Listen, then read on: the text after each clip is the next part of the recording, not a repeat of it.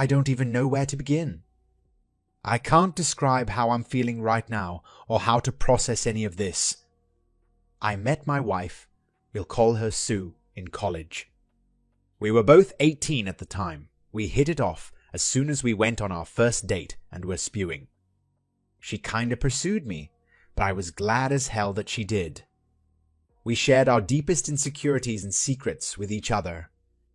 When her dad passed away in her senior year of college, I was there for her through the whole ordeal.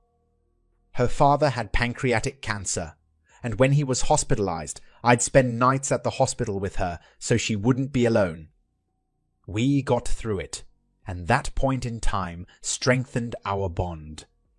She told me she didn't know what she would have done if I hadn't been there for her. She called me her soulmate. I knew I was going to marry this girl, and sure enough, I popped the question about 2 years after we graduated. At that point in time, life couldn't get any better for me. I married the girl of my dreams, had a well-paying job immediately after graduating, and both our families loved us. My best friend, we'll call him Dave, and I had what I could only describe as an unbreakable brotherly bond, or so I thought. We had known each other since 3rd grade, and he was the brother I never had. He was also married and moved away with his wife because she had landed a lucrative job at a big law firm. About a year ago, his wife died in a car crash, and this broke him. He moved back to our hometown after, but he was never the same. I tried to be there for him, but he wouldn't engage with anyone. So I asked my wife if she could talk to him, seeing as she had also lost a loved one, and that maybe Dave could relate better with someone who went through something similar. We'd pay him visits daily. She would spend hours on end at his place, even without me there. They were going on hikes together, watching movies and not inviting me, grabbing lunch, all things couples do. Now obviously this was far more interaction than I had intended for them to have, and it did make me uncomfortable, but Dave was doing much better from it. It's important to say that Dave and Sue never liked each other before all this happened. This is because Sue always thought he was a douche. Before he married his wife, Dave was bouncing from relationship to relationship, and even after he got with his deceased wife, he constantly cheated on her. As a result, Sue had a particular dislike for him and always questioned how I could be friends with someone with such low morals. This disdain for Chris is also what made me oblivious to what was to come. As I mentioned, Sue and Dave became inseparable to the point where she would invite him to things I had planned for us as a couple. Moreover, she started portraying characteristics of what I now know to be classic cheater behavior, always on her phone, becoming increasingly distant, having little to no intimacy, and coming home very late. At this point, it was all too suspicious, and one day she was texting, and I asked who she was talking to. She said it was one of her girlfriends, and when I asked to see what they were saying, she became very irritated and called me possessive. When I talked to Dave about how uncomfortable their friendship was making me, he assured me nothing was up and even accused me of not trusting him and my own wife. I was getting gaslight. This continued until one day, Sue went out again. She said she was going to her sister's for the weekend because she needed some space from me, because I was driving her crazy with my accusations. I was still very suspicious and called her sister to confirm if she was indeed expecting Sue to visit. She confirmed that she was, but that Sue had not yet arrived. Mind you, she had left around 3 p.m., and her sister's place is about 4 hours away from where we live. It was now 10 p.m. Something in the back of my head told me to go to my friend's house, so I did. Sure enough, my wife's car is parked a couple of feet away from my friend's house. At this point, it was clear as day as to what was going on, and I hate to admit it, but I cried. Hard. After a few minutes, I decided to go in and see if this was really what was happening. I went in through the back door, which I knew would be open. I quietly made my way in and could hear my wife moaning. I was shaking. When I made it to the door of his bedroom, I could see through the creak. My wife bent over on his nightstand. I'll never get that image out of my head. I'm literally crying as I'm writing this down. I pushed the door wide open and they both froze, staring at me. It took every ounce of my being not to beat the living hell out of Dave. I just walked away and got into my car. I could hear them scrambling and my wife started screaming at me to stop and that she could explain. I didn't want to look at her. I don't know what I would have done, so I just drove away. I cried the entire drive home and they were both spamming me with calls. I went to one of my college friends and have been here the past week or so. I can't eat, I can't sleep, and I can't think of anything else. I informed my work of what was going on and they were kind enough to give me time off. I've been getting phone calls from both Dave and Sue, as well as both our families. I let my family know I was all right and would be back soon, but I haven't responded to anyone else ever since. This hurts so bad, I wanna die. I want to be gone from this world, but I'm too much of a coward to do it myself. I'm trying to be strong, but my resolve is wavering. How can someone you love so selflessly do this? I don't know what to do. Update. As many of you guys suggested, as well as family and friends, I contacted a lawyer and met up with her yesterday. I gave her all the details, and she seems to be very motivated to help me come out of this as financially whole as possible, given the circumstances. I still love my wife dearly, but I don't know if this is something I can get over. I received lots of messages from Dave too, but I don't want to read them. I often switch from sorrow to rage, and don't know how to feel right now. Should I try to see if reconciliation is possible, or should I just end this marriage now and save myself more heartbreak? My family knows everything. Apparently, Sue confessed what she had done to everyone. I've been away from everyone for more than 2 weeks now, and I still don't know what to do.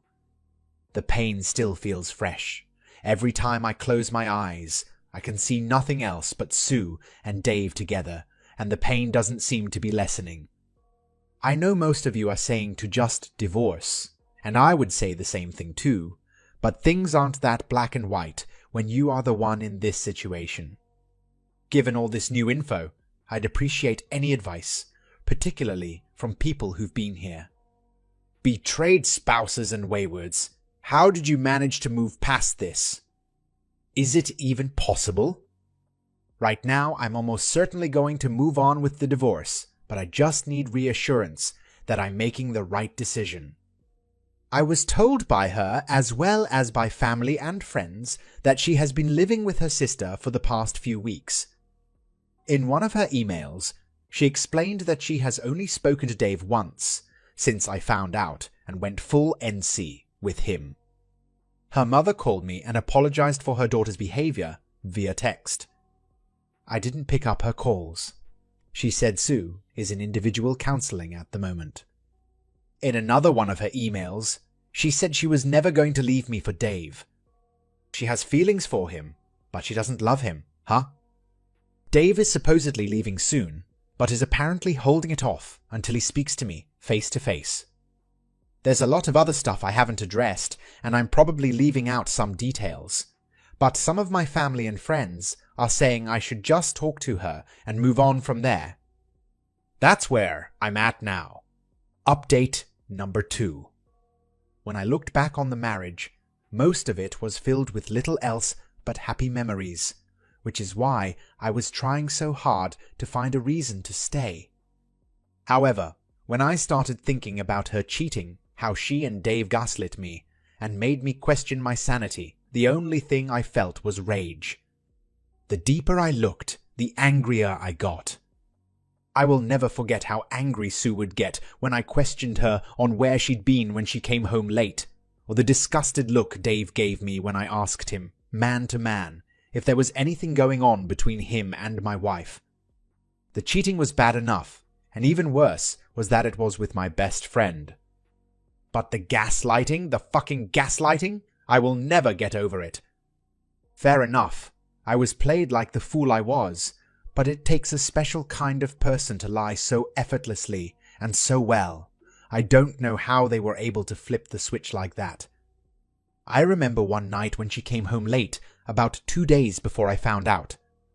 She was telling me how much she loved me, and how horny she was when she was driving home thinking about me. Now I am almost certain she had come home from Dave's because she wasn't wearing any panties. She had sex with both of us back to back. I fucking kissed her. This whole situation made me feel like a wimp. How could I have let them walk all over me like that? I feel so emasculated. The more I reflected, the more I got the urge to head over to Dave's. But I couldn't. There is no justice for me, not with our justice system. They get to torment me and assault me mentally, but if I retaliate, I'm the one who gets put in jail for who knows how long.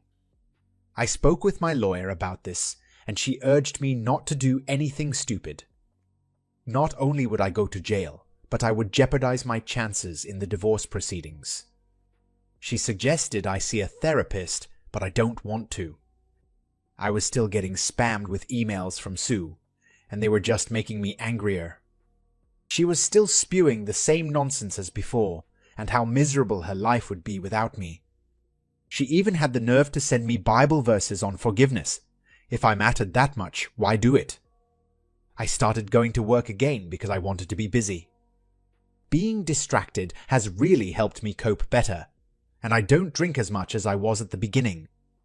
One day, while at work, I received a letter from Sue. In it, she talked about her individual counseling and how it helped her discover some underlying issues she was having with herself, the biggest of all being her low self-esteem. She explained that the discrepancy in our attractiveness made her very self-aware, and that deep down she wanted to feel desired by someone other than me. According to her, her sister has always been much prettier than her, and this contributed to her low self-esteem. She said that even though she knew I was attracted to her and that I made her feel beautiful, she sought that validation from someone else. She apologized again and said it wasn't an excuse, but that she was simply looking for a way to make sure it never happens again, if should I decide to give her another chance.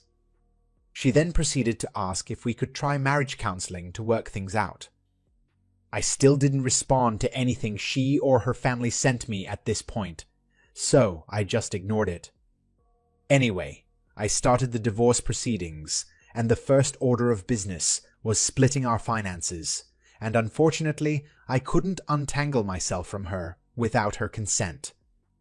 We each have separate accounts, as well as a joint savings account, and unfortunately I can't take what I'm entitled to from it without her.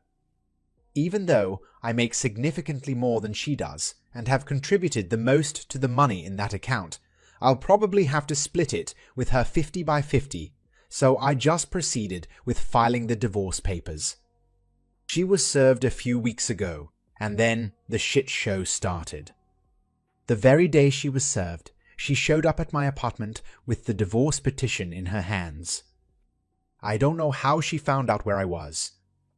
We just stared at each other for what felt like forever, and all the pain from that night came back. All the emotions I felt returned with renewed vigor. I almost teared up again, but I didn't. She looked like she had been crying, and she rushed towards me and tried to give me a hug. I gently pushed her away, and this somehow made her hysterical. She started shouting, asking why I was giving up on us so easily, and if we could just talk it out. At this point, I figured I just wanted to get away from her. Looking at her gave me a wave of different emotions, so I wanted to get away before I did or said anything I would regret. I tried going back to my car, and she threw herself on the top of the hood. I asked her what she wanted, and she said she just wanted to talk things through, that we couldn't end our marriage in such a manner without at least clearing the air. I relented, because she was clearly not taking no for an answer and was making a scene. We got into my apartment, and I just sat down and listened to what she had to say. Again, she said she would do anything to save our marriage, that she doesn't love Dave, that she's sorry. She said she did some research on how we can move forward and suggested a trial separation. In this separation, she said, I could date whoever I wanted, but that I should hold off on the divorce and at the very least give her the chance to mend our relationship and then our relationship as husband and wife. She suggested a lot of other crazy stuff like a one-sided open marriage in my favor, tried showing me stories of other couples who have survived infidelity, and even suggested that we should just move to a different state or even a different country, just the two of us. That part kinda hurt me because we had spoken about moving and starting our family not too long before all this shit happened. When she was done, we just sat there in silence, again just staring at each other. And then I asked her why. Why him? Why cheat on me with him and then come back only after I caught her? She started sobbing really hard when I asked these questions. She said she felt really guilty even during the acts, but that she didn't know how to stop, that she was so deep in the affair that he didn't think of the consequences and what she was going to lose. She said that the counseling made her realize that she probably would have cheated on me at some point, if not with Dave, then with someone else. This was supposedly because of the same underlying issues that she was unaware of.